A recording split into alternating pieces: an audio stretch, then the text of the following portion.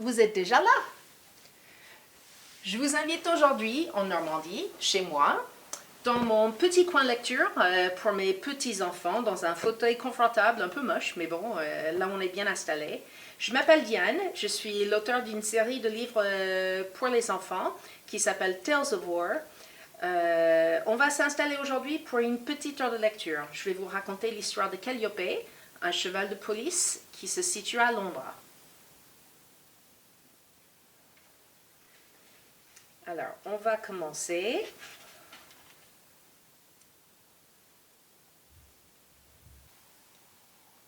Calliope, le récit d'un cheval de police durant le Blitz.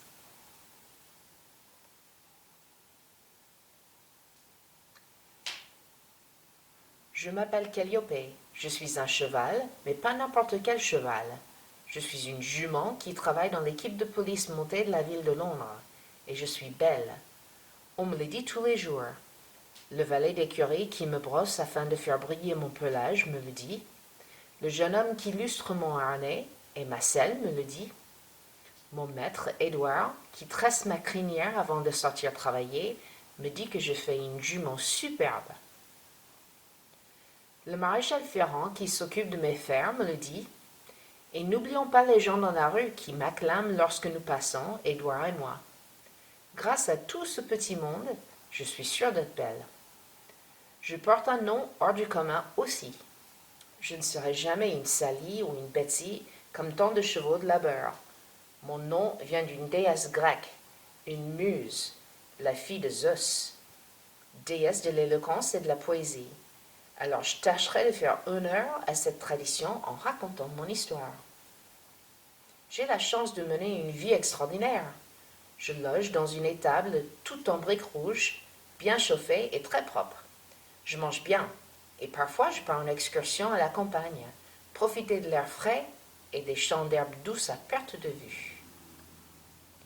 Édouard est particulièrement attaché à moi et nous nous entendons à merveille. Nous nous connaissons parfaitement.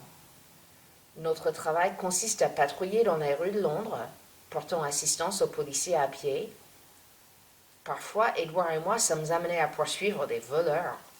Mais en général, lorsque ces malfrats s'aperçoivent que je suis à leur trousse, ils se rendent, sachant que ce sera chose facile pour moi de les attraper. Je suis non seulement belle, mais aussi rapide et impressionnante. Tous les chevaux ne peuvent pas devenir un cheval policier. J'ai été choisie pour ma taille et ma puissance. Je suis très grande.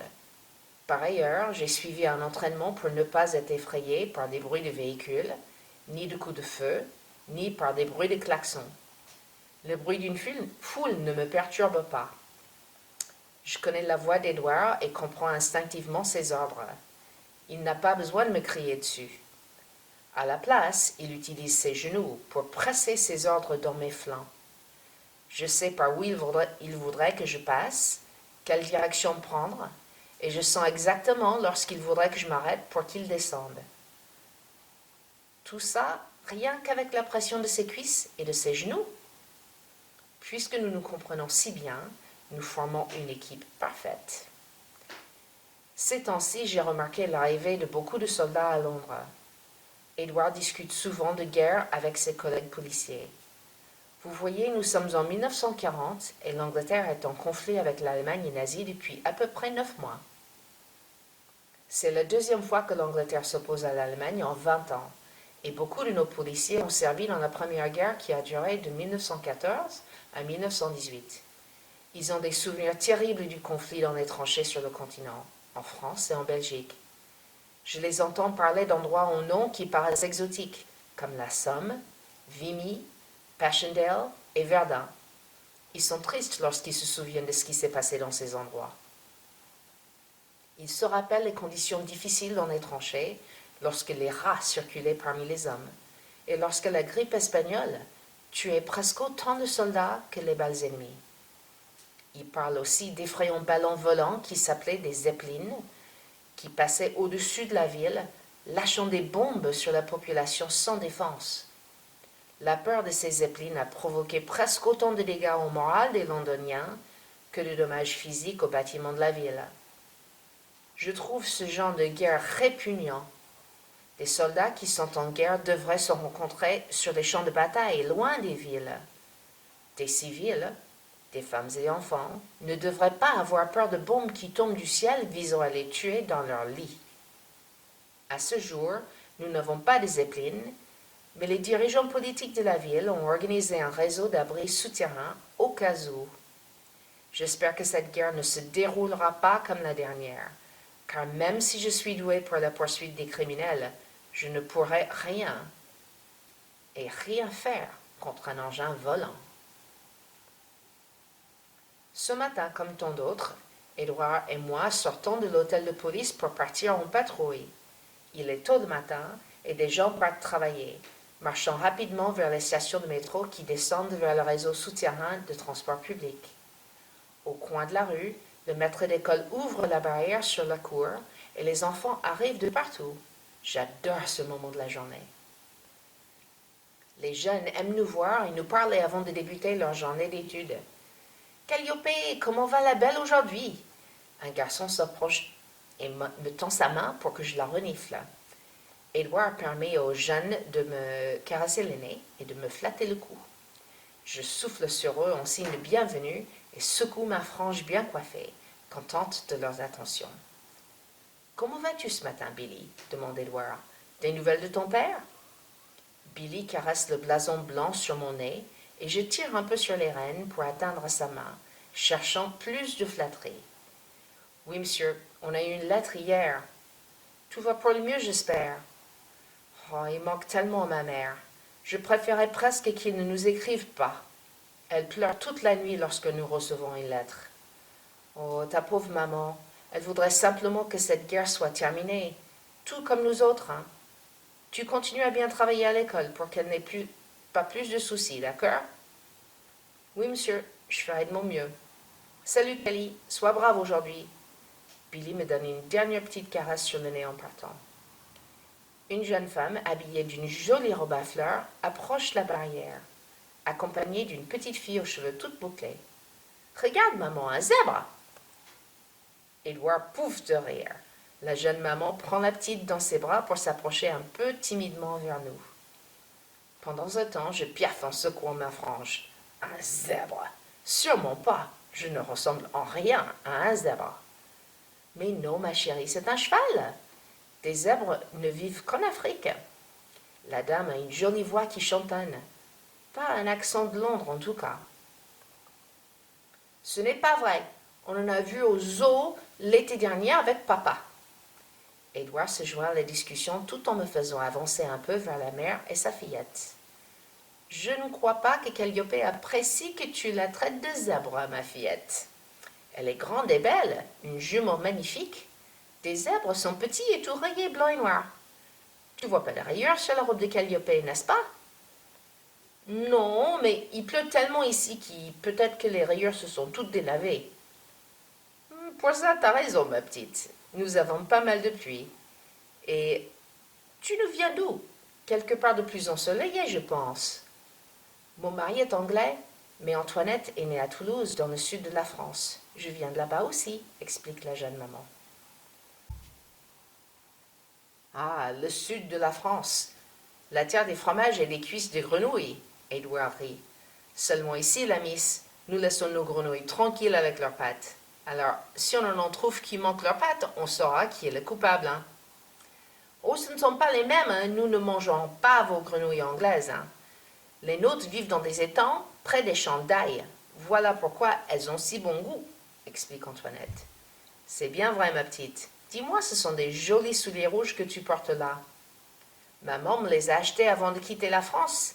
Elle a dit que nous devrions apporter autant de jolies choses avec nous que possible, car les enfants à Londres ne s'habillent que du marron et de bleu marine. Je trouve des vêtements marrons parfaitement hideux, pas vous? Édouard sourit en parlant à la maman. Du caractère, celle-là. Eh bien, permettez-moi de vous souhaiter la bienvenue au pays des fish and chips. Calliope et moi serons disponibles si vous avez besoin de la moindre petite chose. Vous n'avez qu'à demander. Alors, jeune fille, tu devrais rentrer dans la cour avant que les directeurs de l'école ne viennent te gronder, toi et tes jolis souliers. La maman d'Antoinette la pose sur le trottoir, lui lisse la robe et passe une main sur ses cheveux bouclés en pagaille.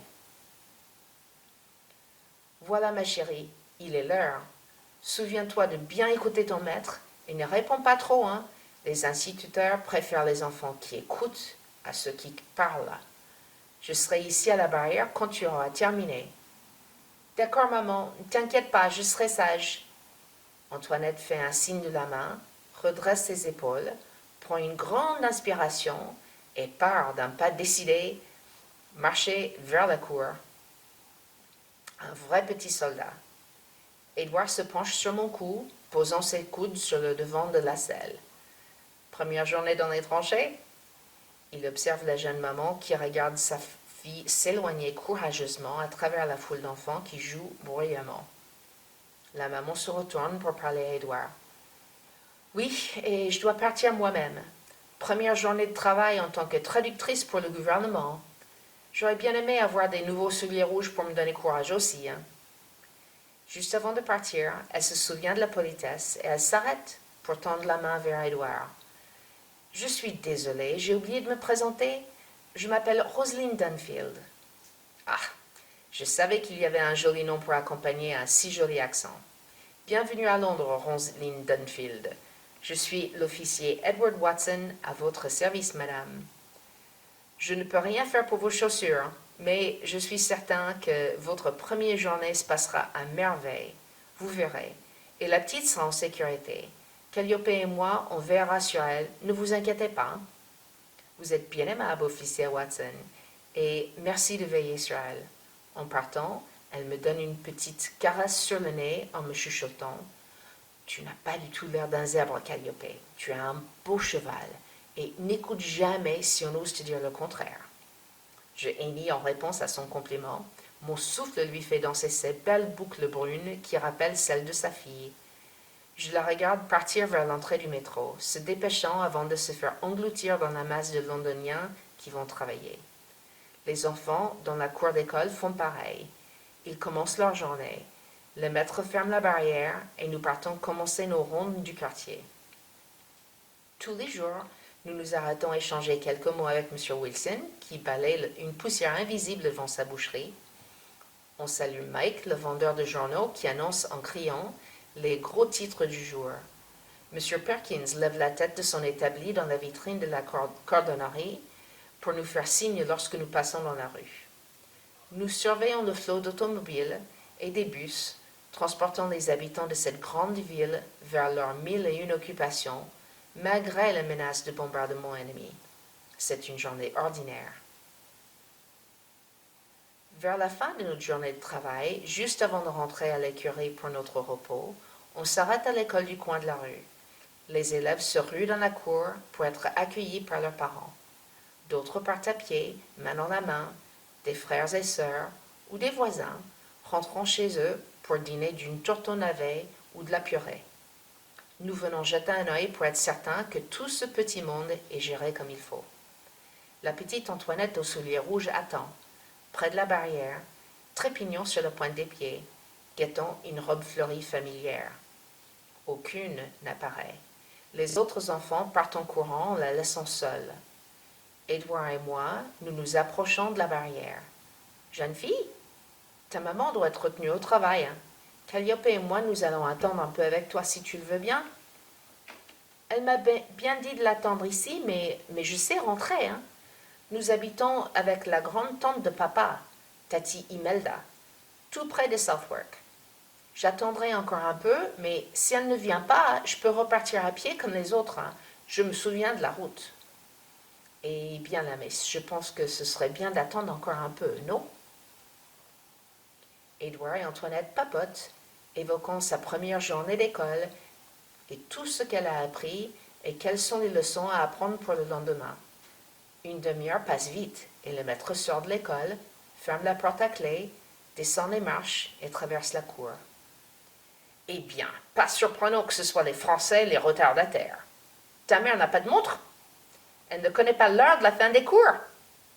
Je parie que tu sais même pas où tu habites. Le maître est clairement grognon. Il se tourne vers nous sans attendre une réponse de la petite. Je ne comprends pas ces étrangers qui déposent leur progéniture comme si c'était une garderie, sans se soucier de revenir les chercher. Des gens négligents, ces Français. Je l'ai toujours dit, et nous qui venons toujours leur porter secours. Antoinette ouvre sa bouche pour rétorquer, ses joues rouges de colère suite aux paroles peu flatteuses du maître. Puis, elle se souvient des paroles sages de sa mère, et elle se mord les lèvres. Édouard n'a pas de tels scrupules. Monsieur le maître, avec tout le respect que l'on vous doit, cette jeune fille est déjà assez inquiète. N'aggravons pas la situation. J'attendrai avec elle si vous avez besoin de partir tout de suite, monsieur. Le maître pousse un soupir. Si vous êtes sûr, monsieur l'officier. J'ai une réunion d'église ce soir et je dois manger avant. Je ne peux pas attendre des heures pour que quelqu'un vienne chercher cet enfant, sermonne le maître. Il se retourne et se dépêche de traverser la route tout en marmonnant. Et des chaussures rouges, que devient le monde? Ça, c'est un homme bien affairé. Ne prenez pas trop garde à ce qu'il dit, miss. Il est juste un peu préoccupé. C'est un personnage désagréable, monsieur l'officier. Je ne l'aime pas beaucoup, hein. Vous en pensez quoi? Ou allons, allons, nous devons le respect à nos aînés. Voyons plutôt à te ramener chez toi. Veux-tu monter à dos de Calliope? Je hausse la tête en signe d'accord. Porter un plume pareil n'est rien du tout pour moi. Puis, j'aime ces chaussures rouges. Elles me font penser aux coquelicots dans les champs.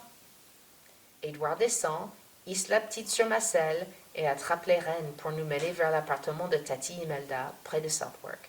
Antoinette est ravie et passe le temps à parler et à rire de joie à chacun de mes pas. Le lendemain matin, Édouard et moi sommes au coin de la rue près de l'école, comme d'habitude. « Bonjour Billy, bonjour Suzanne. Tu as l'air bien éveillé aujourd'hui. » Édouard aime saluer les enfants. Moi aussi, car ils viennent me flatter le nez avant d'entrer dans la cour. Certains sont trop timides, mais ceux qui s'approchent se sentent privilégiés de se compter parmi nos amis. J'aperçois une petite paire de souliers rouges qui arrive au pas de danse. Le propriétaire impatiente tire sur la main de sa maman. « Dépêche-toi, maman, je veux dire bonjour à Calliope.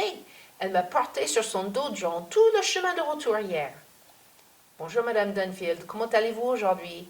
Édouard fait un signe de tête du haut de mon dos. « Officier Watson, je suis content de vous voir ce matin.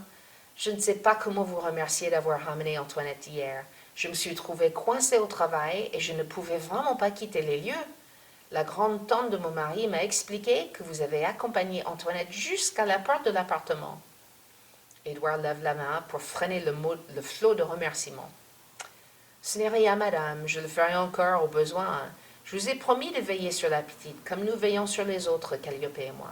C'est notre travail, hein. Nous avons tous un devoir et le vôtre est important. J'en suis certain. Traduire des documents importants pour le gouvernement, des messages secrets vers la France, je parie. » Roselyne prend un air sérieux. « Je vous demande pardon, mais je n'ai pas le droit de parler de mon travail. Vous comprenez, j'espère. Mais je ne vous embêterai pas de nouveau, officier Watson. Merci encore pour hier. »« Je comprends parfaitement, madame. Un travail top secret. » Antoinette me sourit et je baisse mon nez pour qu'elle puisse me caresser. « Je t'ai apporté des épluchures de carottes, Calliope, pour te remercier de la promenade d'hier. » Je tire doucement sur le bout d'un des morceaux qu'elle tient serré dans ses doigts. La poignée de pelure de légumes tombe sur le trottoir. Édouard descend, tandis qu'Antoinette se penche pour tout ramasser. « Pose-les à plat sur ta paume. Calliope a besoin de voir ce que tu lui donnes pour ne pas t'attraper les doigts à la place. Elle fera très attention si tu ouvres bien la main comme ceci. » Édouard étale une pelure à plat sur sa main, me la tend et je la lèche du bout de mes lèvres. « À toi maintenant. » Je baisse ma tête vers la petite main ouverte, remplie d'épluchures de carottes. Elle pousse un petit rire lorsque je passe mes lèvres sur sa main. « Oh, ça chatouille! Elle a des petits poils sur ses lèvres! » Antoinette est ravie. Moi aussi, j'adore les carottes, même les pelures. Je commence un inventaire de la petite, cherchant d'autres surprises dans ses manches et autour de son cou. Je souffle dans ses cheveux et ses boucles dansent tout autour de son visage. Le maître sort pour sonner l'appel. « Vas-y, Miss, Calliope et moi serons ici lorsque tes courses seront terminées. » Édouard lui fait un petit signe de la main et Antoinette galope à travers la cour pavée. Je dois faire pareil avant de me mettre en retard. Merci encore, officier Watson. Madame Dunfield lui sourit en partant. Edward lui adresse un signe de la tête et regarde la robe fleurie partir vers la bouche du métro. Il se peut que nous ayons une autre tâche, une nouvelle tâche à accomplir tous les jours. On va garder un œil protecteur sur la petite Antoinette. Le temps passe et je porte Antoinette à l'appartement de sa grande-tante régulièrement. La situation à Londres devient de plus en plus inquiétante. Le ciel se remplit d'avions ennemis jour et nuit. Des quartiers entiers sont bombardés et des feux gigantesques font rage. Des sirènes antiaériennes hurlent souvent, leurs cris stridents poussant les civils à courir vers les bouches du métro ou vers des caves équipées en abri. Dès la tombée de la nuit, les rues sont totalement sombres. L'éclairage de rue est interdit et des lourds rideaux occultants sont tirés sur les fenêtres des habitations pour empêcher les avions ennemis de percevoir les lumières de la ville d'en haut. Edward et moi travaillons de longues heures à tenter d'organiser la fuite des civils vers leurs abris, les exhortant de ne pas se bousculer, à rester calmes. La panique peut causer des chutes et des blessures. Nous essayons de faire régner l'ordre durant des raids aériennes. Heureusement, nous n'avons pas vu de bombes tomber directement sur notre quartier.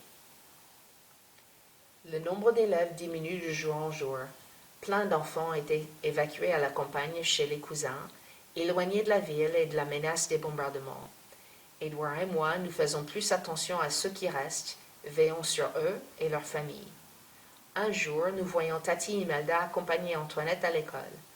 La petite a les visages tout attristés. « Et qui a volé ton sourire ce matin, jeune fille? Dis-le-nous, on courra tout de suite l'arrêter, » plaisante Edward. « Maman est partie, » murmure Antoinette, la lèvre inférieure poussée vers l'avant. « Elle est partie où? » lui demande Edward. « Elle ne voulait pas me le dire, et nous n'avons pas de secret entre nous. Maman dit que c'est pas bien de cacher des choses aux gens que l'on aime. Et là, c'est elle qui a un secret, et elle me le cache. » Antoinette tape des pieds. Pour briser la tristesse d'Antoinette, je souffle dans ses cheveux. Ses boucles s'envolent, lui couvrant le visage. Elle sourit malgré tout. Tati Imelda lui pose une main sur l'épaule. « Ça suffit comme ça, jeune fille.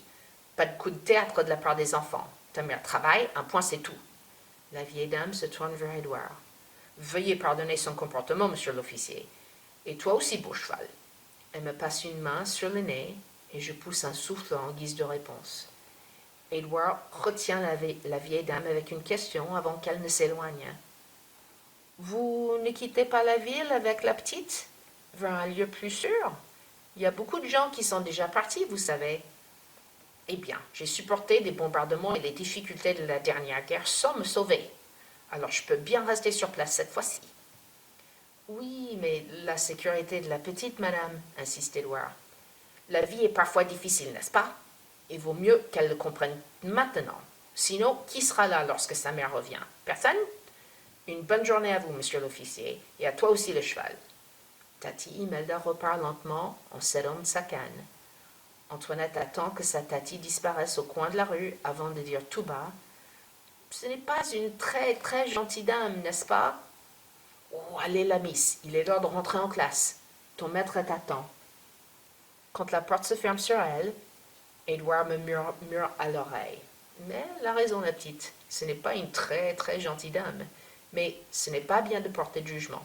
Qu'en dis-tu, Calliope? » Je hoche la tête et pousse des gros soufflements pour sortir l'odeur de naphtaline laissée par les gants de Tati Imelda. Des jours défilent selon un rituel. Tati Imelda amène Antoinette le matin et Edward et moi l'accompagnons chez elle le soir. On ne voit plus la jolie robe fleurie de sa maman, et Antoinette semble se faner un peu avec chaque jour qui passe. Je fais de mon mieux pour lui remonter le moral. Je souffle dans ses boucles, je fais danser ma crinière, et je sautille un peu lorsqu'elle est perchée sur mon dos, histoire de lui faire pousser des petits cris de joie. Ces instants de bonheur durent le temps du trajet entre l'école et l'appartement près de Southwark. Les nuits sont ponctuées de hurlements des sirènes, alertant la population au danger des bombes ennemies. Chaque matin, on découvre le résultat des raids de la nuit précédente. Des bâtiments entiers sont dévastés, leurs portes et fenêtres soufflées. L'amas de décombres se déverse dans la rue, et chaque matin, les Londoniens passent au tamis les débris de leur vie, cherchant ce qui est récupérable. Des familles font de la place pour loger leurs voisins, se tassant pour que ceux qui ont tout perdu puissent dormir au chaud, partageant ce qui leur reste. Edouard et moi passons des longues heures dans la rue, aidant des gens, essayons de répondre aux questions sans réponse. Chaque matin, les Londoniens tentent de faire comme si tout allait bien, comme si la nuit d'avant n'avait pas eu lieu. Mais je vois l'effet d'un temps. Le moral des gens baisse au fur et à mesure des bombardements. Un air de tristesse s'abat sur la ville. Rares sont les passants qui me flattent le nez. Peu de gens s'arrêtent dans leur course rien que pour me dire que je suis belle. Edouard ne me fait plus de tresses dans la crinière et personne ne nous applaudit lorsque nous passons.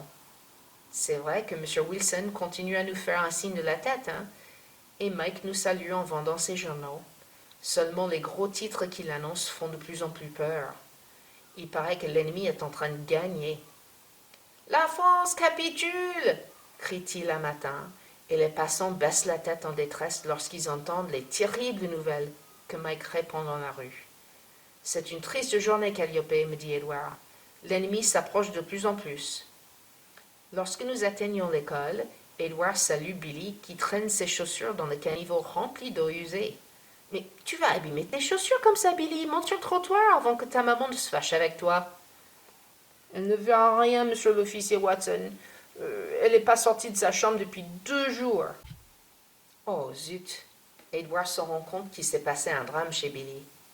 « Eh bien, ce n'est pas une raison pour abîmer tes affaires. » La pression des genoux d'Edouard me dirige plus près de Billy.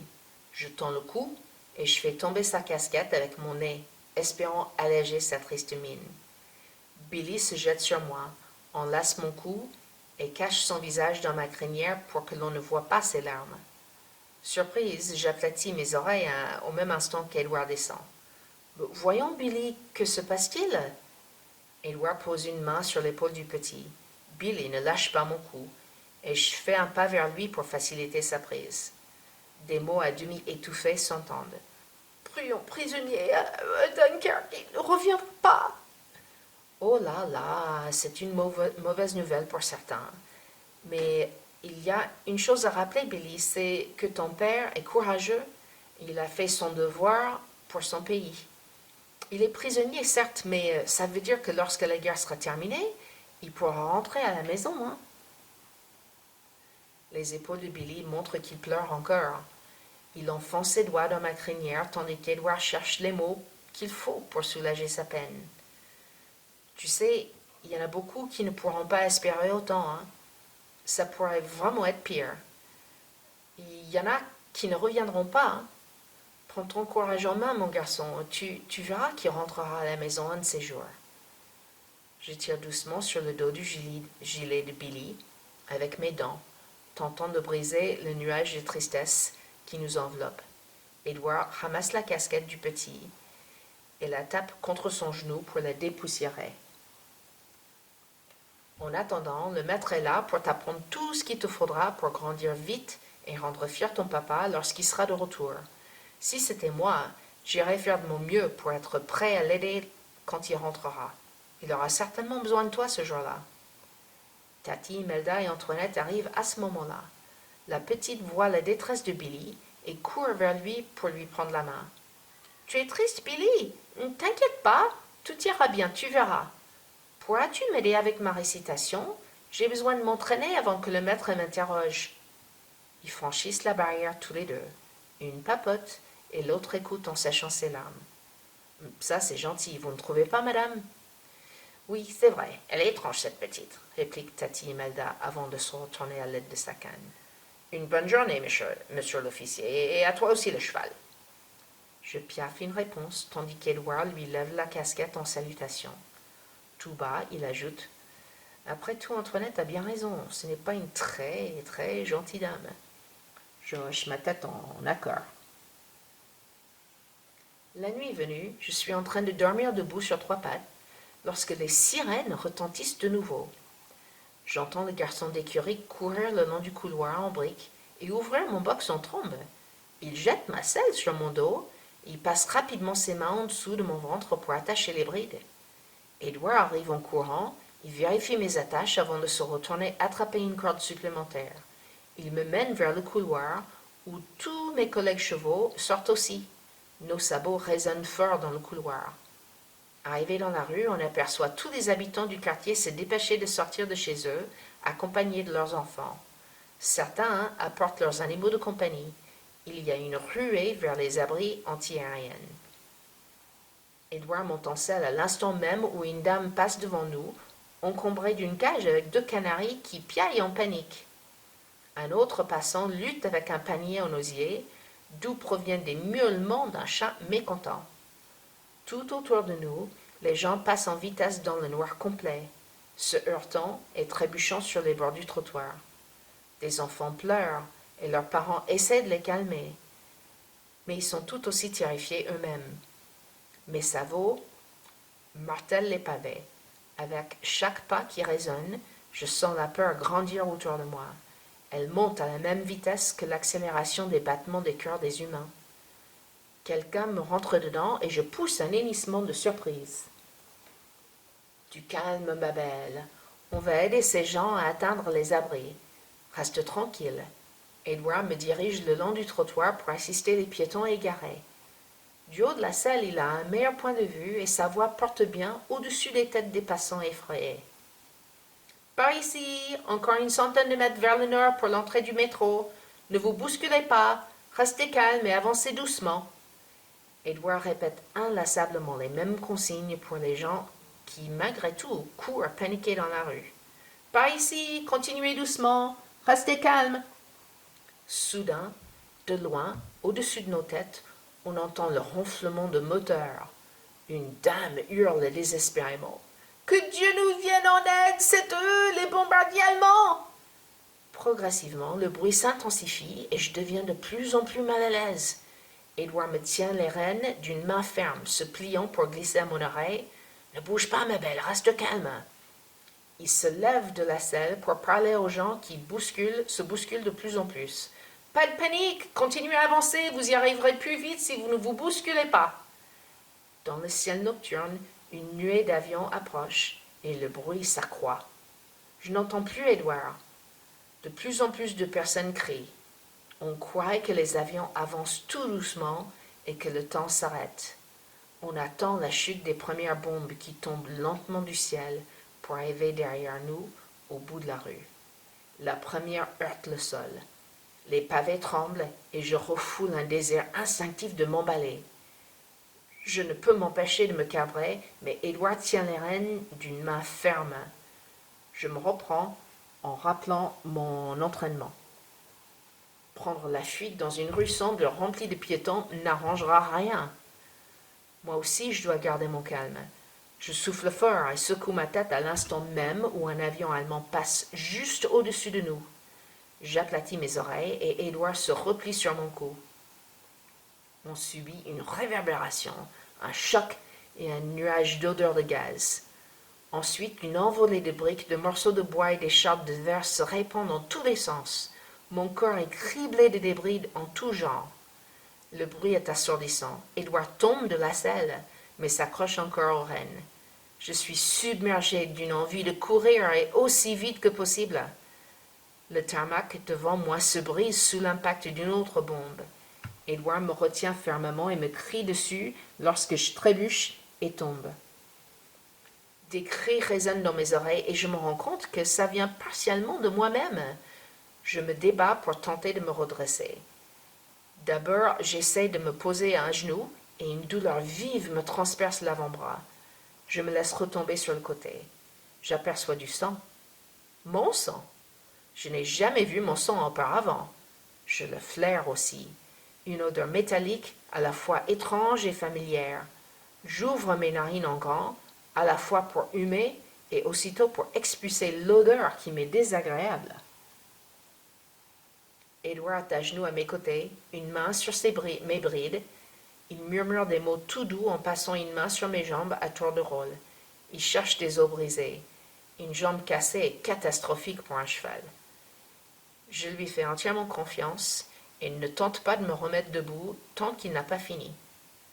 Edward trouve la blessure sur mon avant-bras et retire une longue écharpe de verre.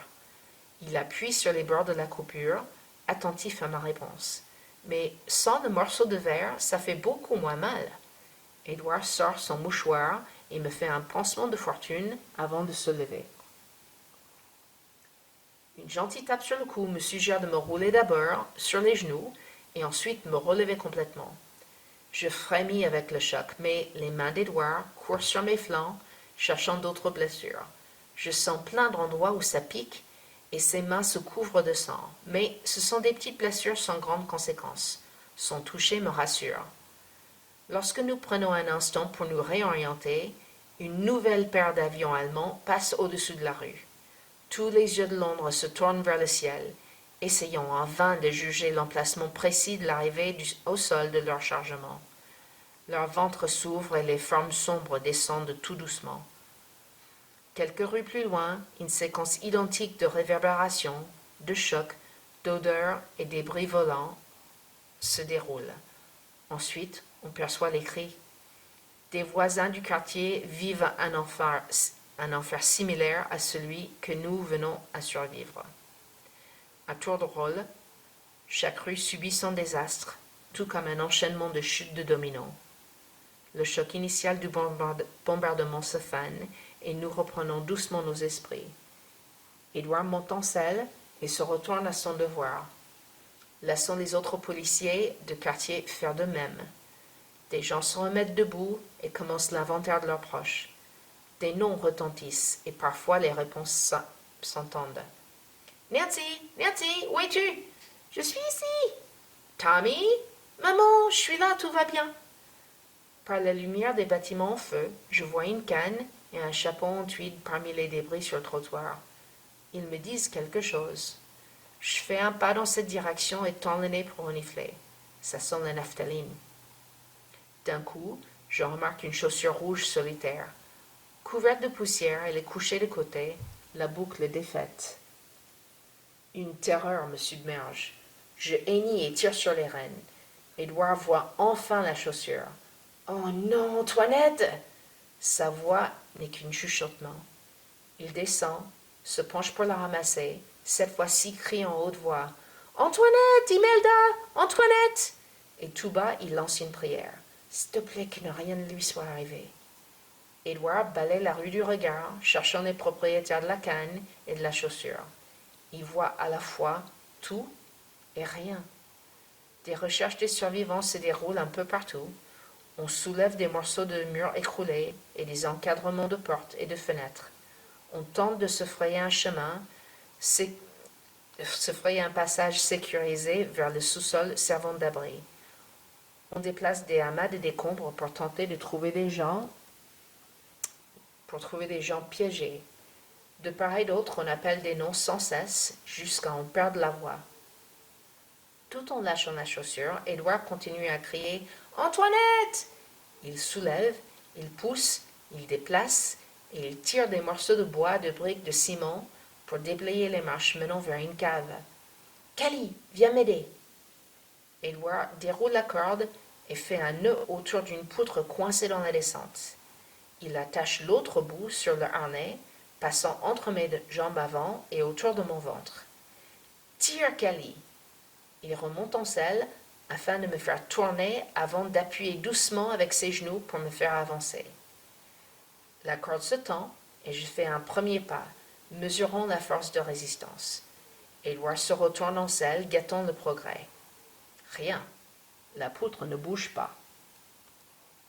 Allez, essaie encore, Callie. Tire plus fort. La poutre se déplace en grinçant sur quelques centimètres, mais pas plus. Je piaffe et souffle fortement. Mes muscles tremblent avec l'effort. Edward saute de la selle et se précipite vers une petite ouverture dans le sol. J'entends quelque chose. Tire, Callie! Mais cette fois-ci, sans poids sur ma selle, le harnachement glisse un peu en arrière. D'un coup, je vois passer près de mon œil un volant de tissu fleuri et je sens quelqu'un d'autre monter sur mon dos. Une voix plus douce murmure à l'oreille. « S'il te plaît, Callie, tire fort. Pour moi. » Mon travail n'est pas terminé. J'engage les lourds muscles de mes hanches, tirant vers l'avant avec tout le poids de mon cœur. J'avance, pas à pas, les sabots glissant parfois sur les pavés. Je sens des gouttes de sang passer à travers le mouchoir autour de ma jambe et coulant de douzaines de petites plaies. La douleur de mes blessures me prévient que ce travail est vraiment trop dur. La poutre émet un gémissement de bois qui refuse de se décoincer. Mais je n'abandonne pas. Je travaille pour aider Édouard, pour Tati Imelda, pour la petite Antoinette aux souliers rouges et pour la dame au boulot top secret, perchée sur mon dos et qui m'encourage. Je prends une grande respiration, gonflant mes poumons avec de l'oxygène suffisant pour fournir une vague d'énergie à mes muscles endoloris. C'est avec cet effort énorme que la poutre se déloge dans un craquement sonore. Ma cavalière descend tandis qu'Edward se glisse avec précaution dans la descente vers la cave. Madame Roselyne Dunfield le suit. Ils disparaissent et je meurs de curiosité. Je retourne au bord du trou, je tape des sabots, je hennis pour monter mon impatience. À l'intérieur, j'entends des voix et des pleurs. Je tends le cou pour ramasser au bout des dents le sangle du petit soulier rouge. Au bout d'un long moment, une tête toute bouclée sort des décombres. Je hoche la tête en salutation, la chaussure se dandine de ma bouche, faisant coucou à sa propriétaire. Un à un, mes amis sortent du trou. Tati Imelda est tirée par les bras à travers l'ouverture étroite. Une fois tout le monde sorti sur le trottoir, il y a une profusion de bises et d'étreintes de soulagement. Je piaffe et imite et tape des sabots avec joie, faisant danser la chaussure rouge.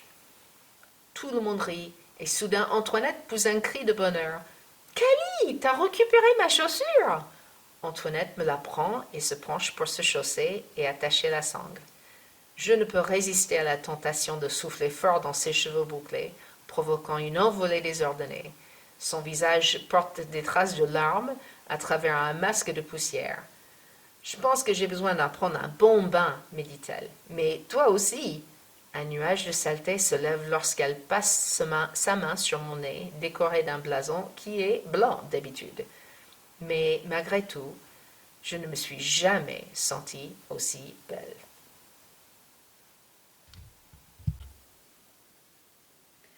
Voilà, j'espère que ça vous a plu. C'est une collection d'histoires sur des animaux qui ont soutenu l'effort de guerre dans la Deuxième Guerre mondiale, qui vise à aider les jeunes à mieux comprendre l'histoire de la Deuxième Guerre mondiale à travers la voix d'un animal. Donc ce sont des fictions, mais historiques, basées sur des faits réels. J'espère que ça vous a plu et peut-être à une prochaine fois.